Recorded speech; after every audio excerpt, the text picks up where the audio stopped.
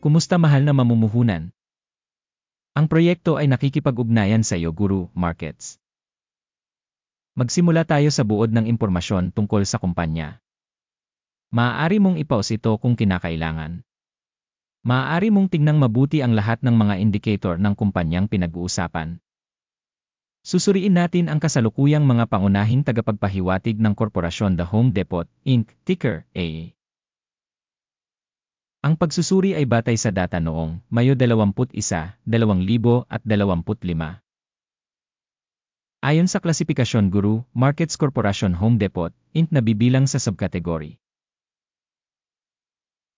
Retail Stroy, 1-0 kumpanya ang kasangkot sa pagsusuri, ito ay higit pa o mas kaunting kinatawan. Ang kabuang resulta para sa kumpanyang pinag-aaralan ay -0.5 sa 10 puntos.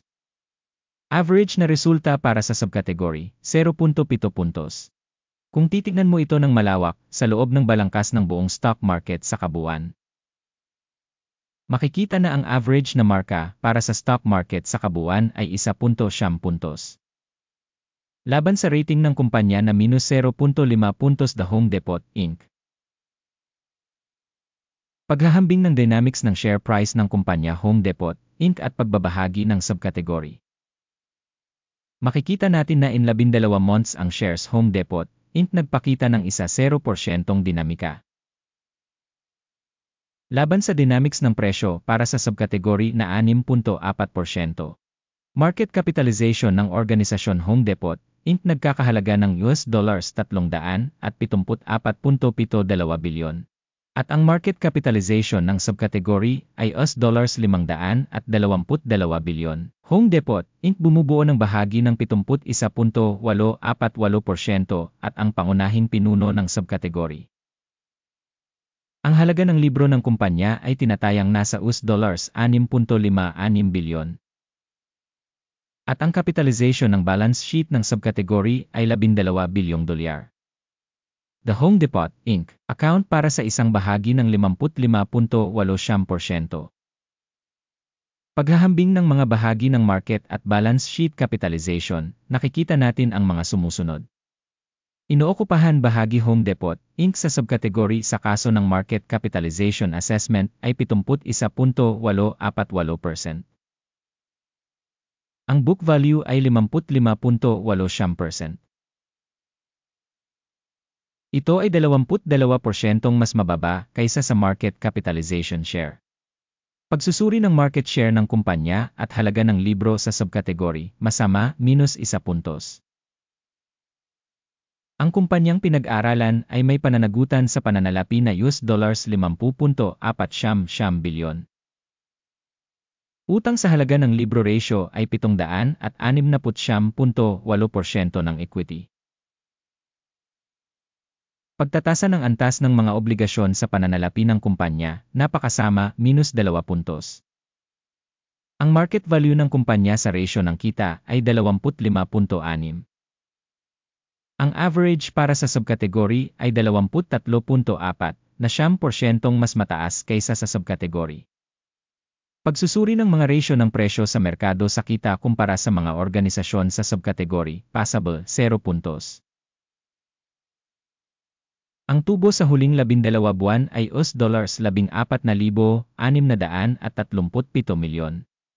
Ang inaasahang tubo para sa susunod na 12 buwan ay preliminary 16,181. Na 1.05% mas mataas kaysa ngayon. Pagtatasa ng inaasahang mga tagapagpahiwatig ng kita sa hinaharap kumpara sa mga kumpanya sa subkategory, mabuti, 0.5 puntos. Ang ratio ng presyo sa kita ng kumpanya ay 2.3. Ang average para sa subkategory ay 2, na 15% mas mataas kaysa sa subkategory. Pagsusuri ng halaga ng stock market ng kumpanya sa ratio ng kita kumpara sa mga tagapagpahiwatig ng mga kumpanya sa subkategory, passable, 0 puntos. Ang kita sa huling 12 buwan ay $162,930 milyon. Ang pasulong na kita para sa susunod na 12 buwan ay inaasahang magiging $178.48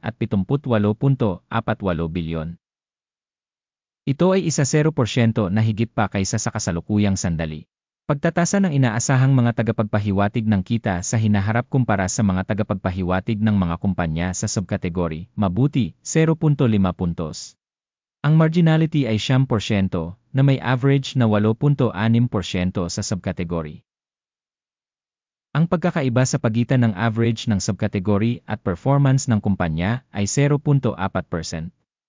Pagtatasa ng margin ng benta sa paghahambing sa mga tagapagpahiwatig ng mga kumpanya sa subkategory, mabuti, 0.5 puntos.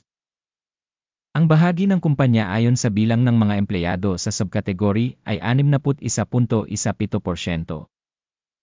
Ito ay 17% mas mababa kaysa sa market capitalization share.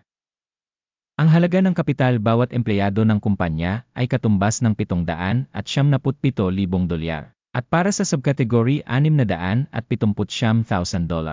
Ang pagkakaiba sa pagitan ng average ng subkategory at pagganap ng kumpanya ay 17.4%. Pagsusuri ng kapital ng merkado ng kumpanya sa bawat empleyado kumpara sa mga tagapagpahiwatig ng mga kumpanya sa subkategory, passable, 0 puntos. Ang kita ng kumpanya sa bawat empleyado ay $31.1 libo. Average ng subkategory, $29,000. At ang pagkakaiba sa pagitan ng average ng subkategory at performance ng kumpanya ay 7%.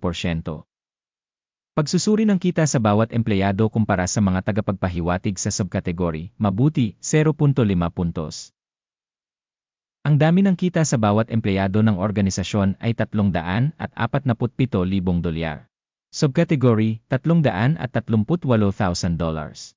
Ang pagkakaiba sa pagitan ng average ng subkategory at pagganap ng kumpanya ay 3%. Mga benta sa bawat marka ng empleyado kumpara sa subkategory, mabuti, 0.5 puntos. Short shares account para sa 1%, kumpara sa subkategory average na 1.3%. Ito ay isang tagapagpahiwatig ng panganib ng isang maikling pisilin. Teknikal na tagapagpahiwatig RESA 14 na nagpapakita ng antas na 60% para sa kumpanya Home Depot, Inc. Habang sa subkategory ang RC level, 14 na ay 59%. Ang kasalukuyang stock valuation ng kumpanya ay humigit kumulang $377. Ang pagtatantya ng presyo ng pinagkasunduan para sa mga bahagi ng kumpanya ay humigit kumulang $423. Ang dynamics ng kasalukuyang presyo at ang consensus forecast ay humigit kumulang 12%. Tignan natin ang talahanayan ng order. Ito ay magagamit, ang link dito ay nasa nakapin na komento. Ang talahanayan ng order ay naglalaman ng lahat ng mga desisyong ginawa ngayong season ng reference rating system, Guru Markets. Ang pag-access sa talahanayan ng order ay ganap na libre at bukas, link sa nakapin na komento. Batay sa pagsusuri ng kumpanya The Home Depot, Inc. Impormasyon at sanggunian na sistema ng pagtatasa Guru Markets, isang desisyon ang nagawa. Huwag magbukas ng order dahil ang video na ito ay isang pagsusuri. Isang malaking pasasalamat sa madla sa panonood hanggang sa huli at sa paggamit ng information system mula sa Guru Markets.